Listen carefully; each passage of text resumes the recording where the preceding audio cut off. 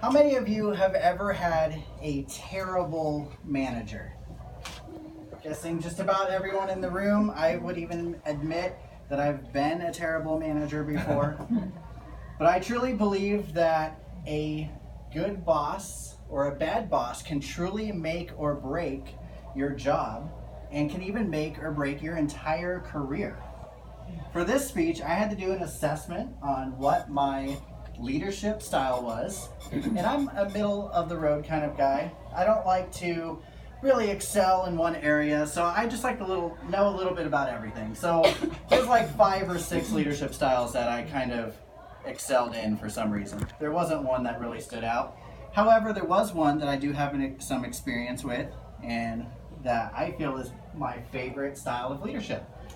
So fellow Toastmasters and guests, I believe that coaching is the best way to improve your employees and to really change the work atmosphere. First off, why is it important to know what your leadership style is? If you know what your leadership style is, you can really see what your strengths are, what your weaknesses are, areas where you need to grow. I saw all of that during this assessment. And you also can adapt to various styles of leadership based on what you're experiencing at your job. So if you are doing a situation you're put into where you have to go in there and fix things, you can do more of a bureaucratic style. If you are going into a job that's a little more laid back, there's styles that are a little more laid back. So what is this coaching?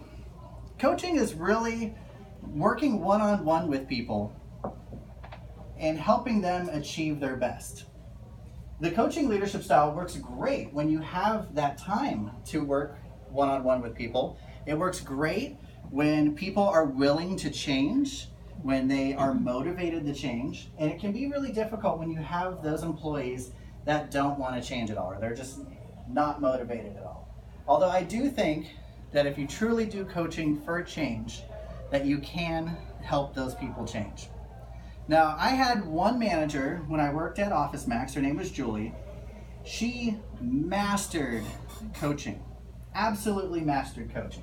And it worked great with the salespeople in our store.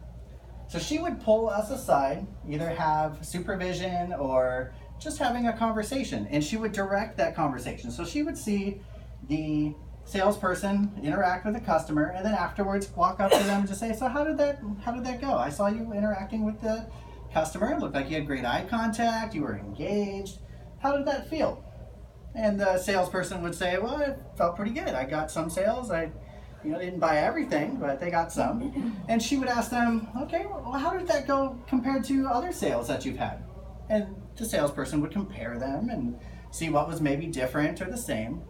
And she would then give suggestions. Well, what would happen if you set the product in their hand and talked about it while they took ownership of the product? And of course, the employee would take that suggestion and take it to heart. So the employee takes that ownership and is encouraged to achieve their best. And she would tell them, I know you can hit your numbers. I believe in you. I see that you are great working with people. And she really pushed us to do our best. One of my favorite quotes came from this manager. She said, I have never fired anybody. I've only helped them understand this wasn't the job for them. So if there was a salesperson that was not making their sales goals, she would have the same conversations with them.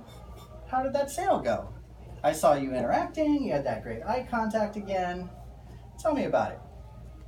And the salesperson would explain how the sale went and how they felt it went.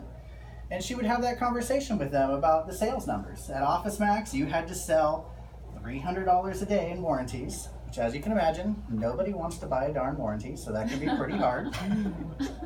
And she would work with them on meeting their goals. How about by the end of this week, you try to get the 200, and let's see what happens. She would come back, have accountability, and she would say, I see that you work great with these customers, but sales is hard. Not everybody is cut out for sales. You do really well with customer service. let's try to hit that 300. And if not, we're going to have a little more of a strict conversation. And she would encourage the employee to do their best. And if they didn't, she would have another conversation. You are so good at customer service. And sales is so tough. Have you thought about moving to a different position or getting a new job? And it sounds difficult. It sounds funny. But I watch these employees go to different departments or find different jobs, and they felt great because they're like, wow, this manager supported me and told me that I'm great at customer service, great at tech support and everything else. When in reality, the bad managers would have just come up and said, do this or you're fired. I've heard that even when I worked at Office Max plenty of times. These managers that would come up and say, you got to get this done. If you don't, we'll find someone else who does. And that is just not a way to motivate people. So if you're thinking through the past managers that you've had, the past bosses, hopefully you can begin to see some of the styles. I didn't have enough time within this to go over all the styles and all the different ways that people can encourage you and lead you. But you'll begin to see some of those patterns. You'll begin to see some of the ways where some things worked and maybe some things didn't. But I just want to encourage you that if you are a leader, whether you're a leader in your household, a leader in your business, a leader in your community, that you strive to help those who you are leading achieve their best.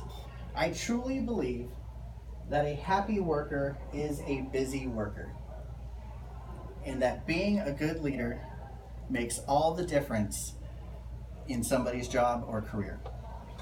Madam.